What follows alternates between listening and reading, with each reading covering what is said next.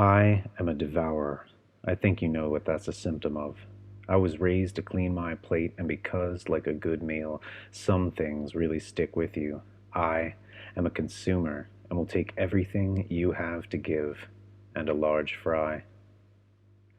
I canceled my death for youth. I was really looking forward to it because God knows I've been living off human flesh for generations now. So let's eat. My Wendigo is more than a monster. It is me, and there are no more seconds, and I am already here in your dining room. Hey, turn on the radio. The mice hate it. Then we can eat our burgers in peace, and I'll sleep on the couch tonight, and you'll be out scaling the flagpoles on a million grade school lawns to wave all the children in the morning, grinning like an oven door. Come on in. The cafeteria is always open. Right now, in my living room, it's Detroit 1970, a private city coming to you in Technicolor, throbbing to the engine of stars and big muffs, and the gunfire and car horns are deep fried in the night air and slouch under street lamps wrapped in printed paper. I'll just sit here, sticky, in my underwear, and have another Coke to wash down this Big Mac I had standing in for you, by my side, on the couch. We could go back in time. It'd be my mistake to make. Would it be wrong of me to tell you that I am in your thrall? That even here in the past, with all these loaves a multiplying, it's your meat I really want, with lettuce, pickles, onions, cheese, and special sauce on a 3-part sesame bun. But you're still out of town, lost somewhere, driving your teeth into something. Sometimes every day is so hard, when you know the night brings blackness, medieval blackness below 42nd Street, so I stocked up on bulk medical supplies, ration my candles, keep the blinds drawn. Once, in the dark, I imagined my knife out of reach. When they come, I will break this plate on the edge of the coffee table. I will trade my cheeseburger for a blade. Outside, there are rat voices drunk on accents singing through the black. Outside is Paris under siege. Outside is only the beginning. It has been 6 days, and already I have to part the beard of 500 gentle rubber stethoscope stems taped at strategic intervals to my ceiling and walls. The water froze below street level. I drank the tub days ago, choked down cold fries. By candle, I bathe my hands in the toilet tank, avoid the dusting of iron sludge. Even in the dark, it doesn't take a genius to see the waters on the rise. Let me tell you, one day the weight of all of this, the cheeseburgers and fries, the liquid chicken fat, the processed pork, the rarefied one-size-fits-all foam front trucker hats, the ironic decontextualized pop culture aphorisms for everything, the online shorthand acronyms for those aphorisms, the sleeveless t-shirts bearing those acronyms will bring these Roman tunnels down on our heads.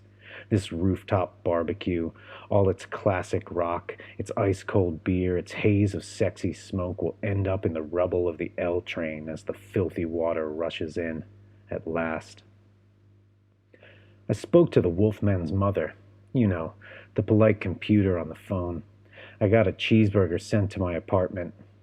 Answer a few short questions about integers and never have to leave the house again. When the Wolfman's mother kicks it, when she shits out and drops the big one in whatever sub-basement server farm she's been squatting in, it won't flush. Like a tide rise in the bowels of the earth, the raw wastewater will gurgle forth. We won't even notice. Beef, chicken, hot dog, whatever you desire, there will still be trade in the streets when the lampposts fail. It's a subtle science, a nuanced feat of gravity to balance the bun of a truly colossal cheeseburger. Even better, do it on a hook. They'll never see it coming, except the wolfmen bearded in their hair shirts with burgers in their cells. They've known the whole time. It's a hum, like a close call in the deep left ear. Anxiety, the approaching.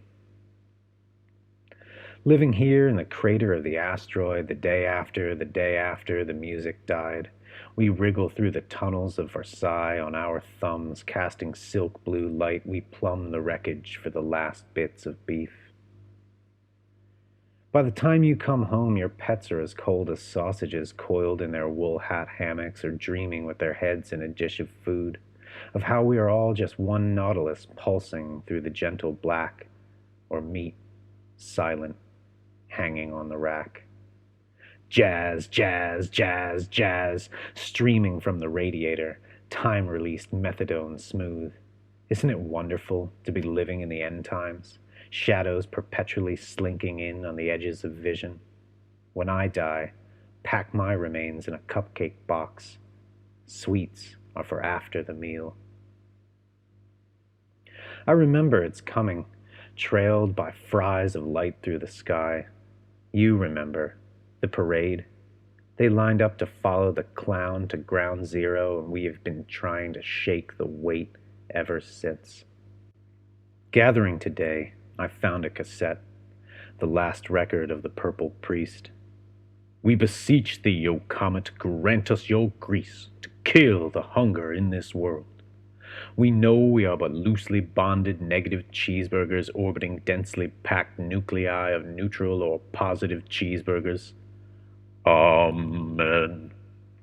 You will make of us a new army of martyrs, saintly brothers of the order of the cheeseburger, and you will bathe this world in your glorious fryer. I'm not glassy-eyed. I just want to die. Last Sunday, I went to the automat and rented a cheeseburger Big Bite to feel the weight of its cylinder, its barrel in my hand. To feel empowered, the cashier looked at my license, clipped it to a board, and sold me disposable earplugs. Inside, foot-long hot dogs and quarter-pound all-beef franks fired off sporadic at targets shaped like livers, hearts, kidneys. I raised my cheese-infused processed beef sausage, took aim, and took a bite. How plebeian, how manly, how American. The salt on our fries is the salt of the earth, and we smoke our cigarettes down to the eagle. Waste not, want not, because Ben never told a lie, or TJ, or Alex, or one of them, whatever, because lies don't exist when there is the realness of meat to grip. How American, how American, how American, and we laugh the smoke right out our muzzles. God, let's go to the ballpark. When was the last time we got to put on red hats and hurl batteries and insults or intentionally vomit on some cop's daughter? To be there, oh, and to swill the homogeneous Prozac of a whole city's urine. Just put a bandana into Mr. Coffee. Its failure keeps us living. Don't worry, we've all been on drugs now. The first time I saw a dead body, I was with my father. I was 12 at a baseball game in Baltimore, and God, weren't there daffodils or calla lilies or wildflowers exploding everywhere. There's no such thing as formality at this funeral. Never mind. Keep your head in the game. Hoist your hot dog. Tip your hat.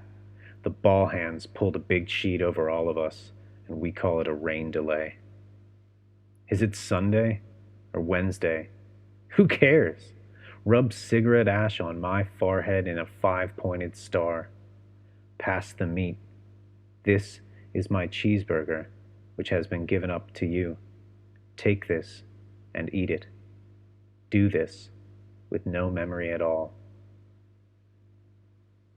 God is angry about this poem of a world so fertile American children drop like meat from a tree of hooks every 11.5 days, snapping soft, mendable bones. There are magnets grinding from the earth, evidenced by similarities in no theater and baseball, in that I am largely concerned with the Yugen, because loss is the real metal hook. If you are too invested in the wind, gravity tenderizes you. As some of you may have noticed, I now have a beard and stay up nights in the Victorian brothel of the mind with a pellet gun, hunting mice, drunk on the 5 of cups and German astronomy. It's not too late, they chitter, all 6,909 corseted women in radio headsets. but I will die alone in 4 days, dreaming of meat. Too many cheeseburgers is still never enough cheeseburgers, but it's now the thought of meat I am infatuated by, and a white plastic rosary. When I die, the meats will parade by me in red stilettos, draped in their most velvet gravies, saying, "Come on, baby, take a bite." And God knows I will want to, and is angry. Sometimes you feel the seed of love for someone in you like melanoma, and you step out hoping that they too smoke. But it's terrible either way, because you want them to have feelings for you stirring somewhere in their meat, not cancer. And when they do not step out, you hope that this blood-blooming feeling is just some Jones stamped out as easily as asking, "Got a light?" But the devil leans in at the edge of your fast circle where you hang like a rosary from a sharp metal hook, which is the whole world.